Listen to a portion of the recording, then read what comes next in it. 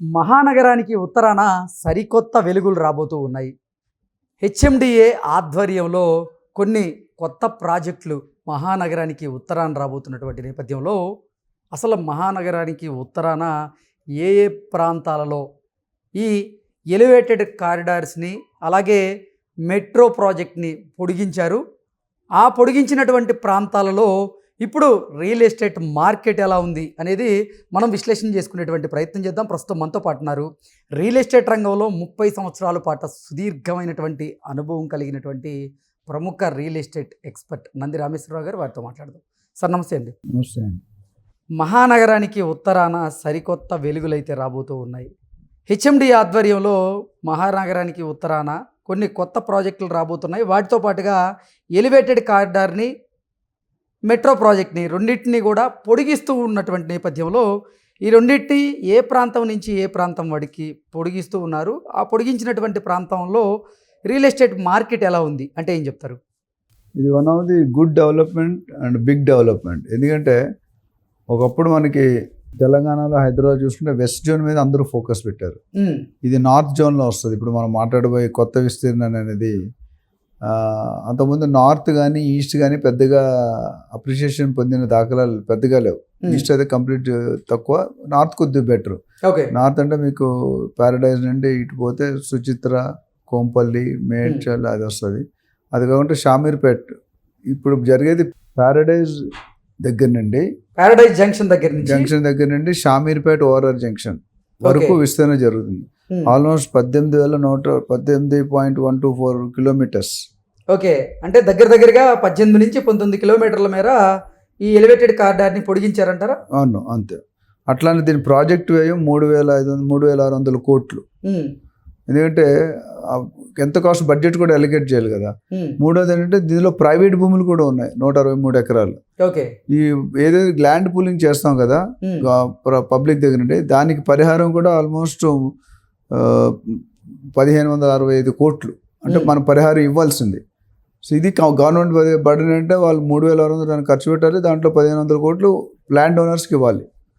అయితే ఇది వచ్చినందువల్ల ఏమవుతుందంటే ఆ ఏరియా బాగా మీకు ఎలివేటెడ్ కారిడార్ అని మెట్రో కనెక్షన్ కూడా ఎక్స్టెండ్ చేస్తున్నారు. అక్కడికి డబుల్ డెక్కర్ కూడా వచ్చే అవకాశాలు ఉన్నాయి. అంటే ఎలివేటెడ్ కారిడార్లోనే డబుల్ డెక్కర్ వచ్చేటువంటి డబుల్ కార్. ఎందుకంటే మెట్రో ఒకసారి ఎక్స్టెండ్ అయితే అన్నీ పెరిగిపోతాయి. ఇప్పుడు ఒకప్పుడు మనకు మెట్రో లేనప్పుడు ఎలా ఉంది, మెట్రో ఇప్పుడు అందుకని ఇప్పుడు అటు ఎయిర్పోర్ట్ దాకా, ఇటు షామీర్పేట దాకా, అటు చౌటుప్పల్ అవన్నీ కవర్ చేస్తారు రీజనల్ రింగ్ రోడ్.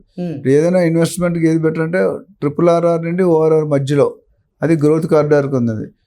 ఒక one side of the expansion ఇది. అట్లనే ఈస్ట్ సైడ్ జరుగుతుంది, అటు వికారాబాద్ వైపు జరుగుతుంది. అన్ని పక్కల అన్ని హైవేస్ కూడా ఇప్పుడు హైలైట్ అవుతాయి.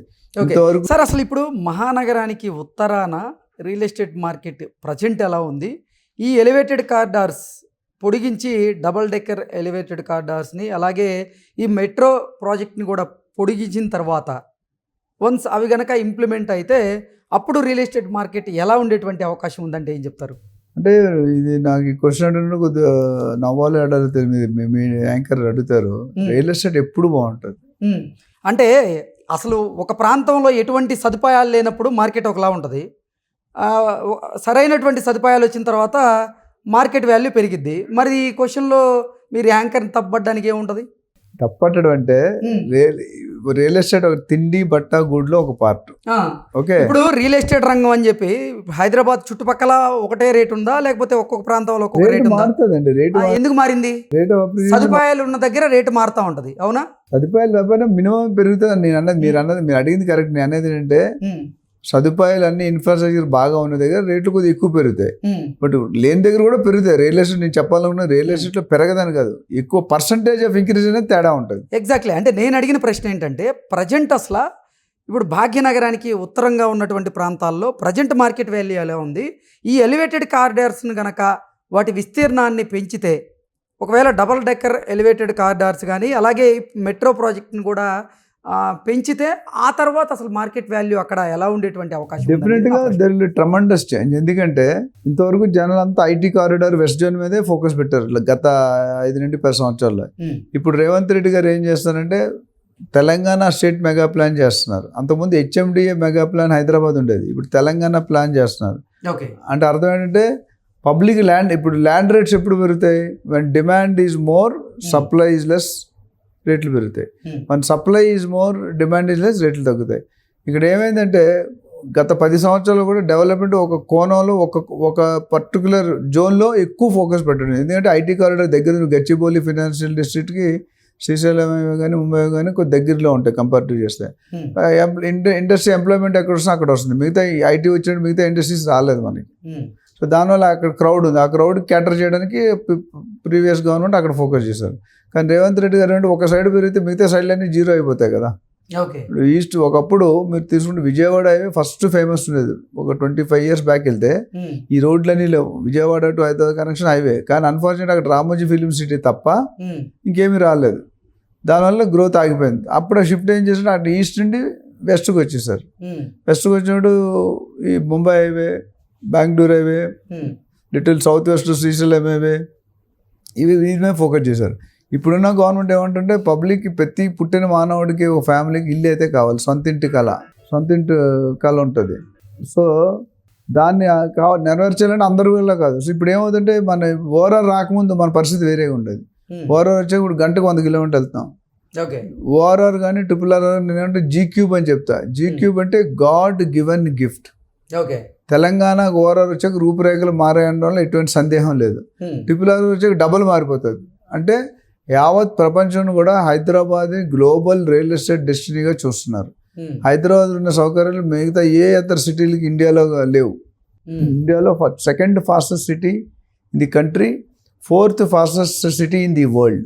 అనేది ఏంటంటే హైదరాబాద్ని గ్లోబల్ రియల్ ఎస్టేట్ డెస్టినీగా చూస్తున్నారు. ప్రతి ఒక్కరు చాలామంది ఏమనుకుంటే ఒక 1 year బ్యాక్ తెలంగాణ దగ్గర ఆంధ్ర సపరేట్ అయిపోయింది, ఆంధ్రలో పెడితే తెలంగాణలో పడిపోతాయి అన్నారు.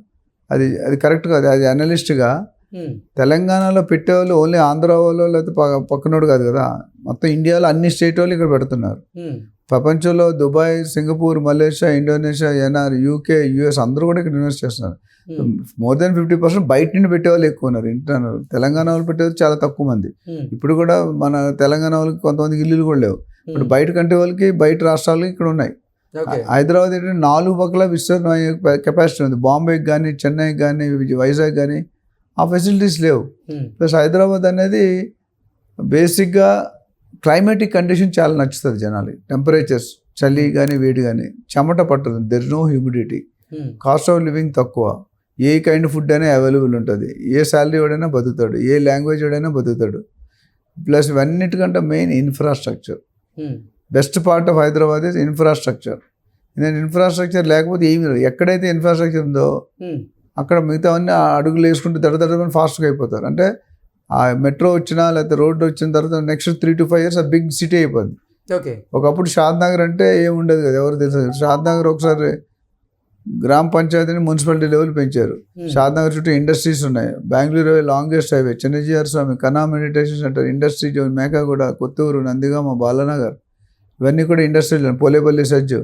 అంటే ఇన్ని ఇంత లక్షల ఎంప్లాయ్మెంట్ క్రియేట్ అవుతుంది. Amazon pharma companies, MSN pharma, చాలా కంపెనీలు వస్తున్నాయి అక్కడ.